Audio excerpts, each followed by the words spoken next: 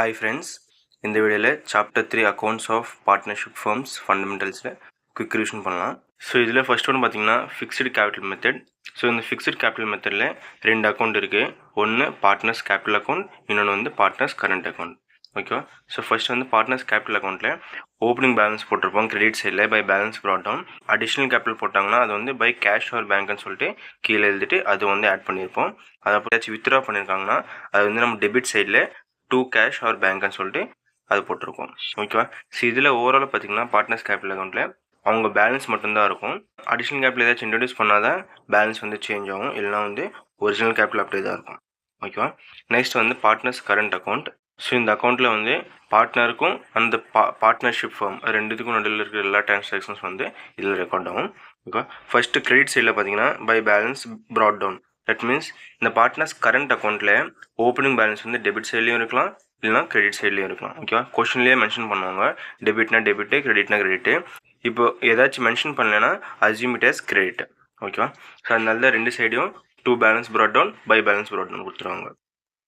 Next credit சைடில் பார்த்தீங்கன்னா interest on capital, அவங்க போட்ட கேபிட்டலுக்கு இன்ட்ரெஸ்ட் கொடுப்பாங்க. அதே மாதிரி சேலரி, கமிஷன், அப்புறம் profit and loss, that is share of profit வந்துச்சுன்னா அதை வந்து ஷேர் பண்ணியிருப்பாங்க. அதே மாதிரி டெபிட் சைடில் பார்த்தீங்கன்னா இந்த ட்ராயிங்ஸு, இன்ட்ரெஸ்ட் ஆன் ட்ராயிங்ஸ், அப்புறம் ஏதாச்சும் லாஸ் வந்துச்சுன்னா அதுவங்க டிஸ்ட்ரிபியூட் பண்ணுவாங்க.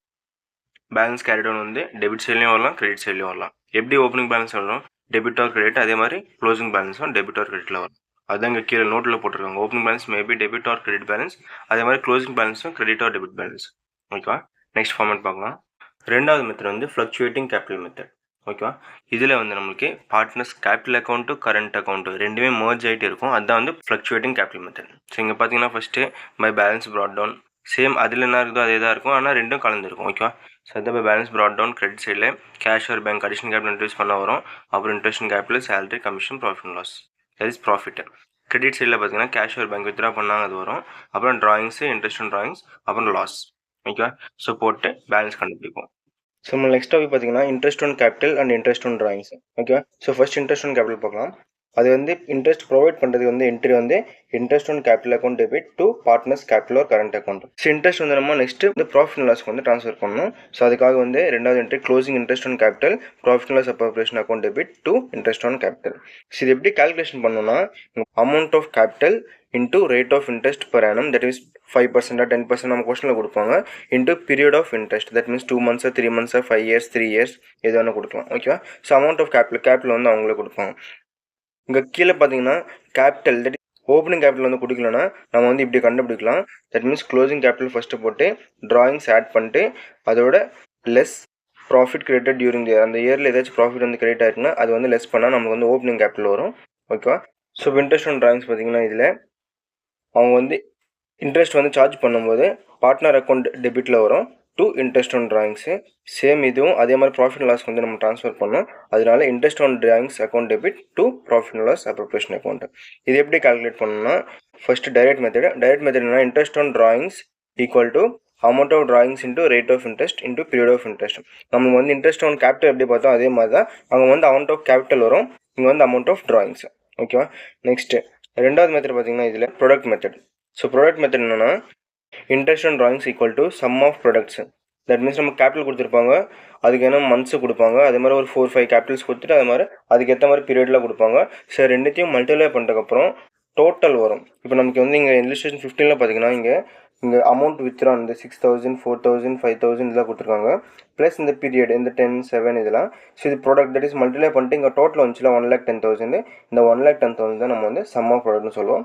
இன்டூ ரேட் ஆஃப் இன்ட்ரெஸ்ட் வந்து கொஸ்டினே கொடுப்பான் 5% 10% இன்டூ 1/12. மந்த்ஸ்னால் 1/12 வரும், அதே டேஸ்னால் 1/365 வரும். ஓகேவா?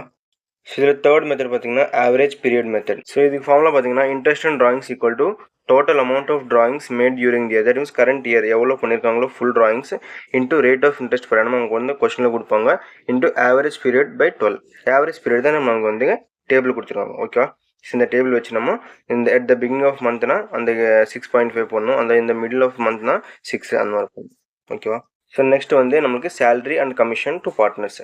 ஃபஸ்ட்டு சேலரி கமிஷன் ரெண்டுத்தையும் சேர்த்து போட்டாங்க இங்கே entry. So partners salary account debit, partners commission account debit to partners capital or current account. Same இதுவும் அதே மாதிரி நம்ம வந்து ப்ராஃபிட் லாஸ் ட்ரான்ஸ்ஃபர் பண்ணணும். So profit loss account debit to partners salary account, partners commission account. So இங்கே கீழே பார்த்தீங்கன்னா commission வந்து எப்படி கண்டுபிடிக்கலாம்? தட் மீன்ஸ் 2 மெத்தட் இருக்குது. ஒன்று net profit before commission, net profit after commission. ஓகேவா?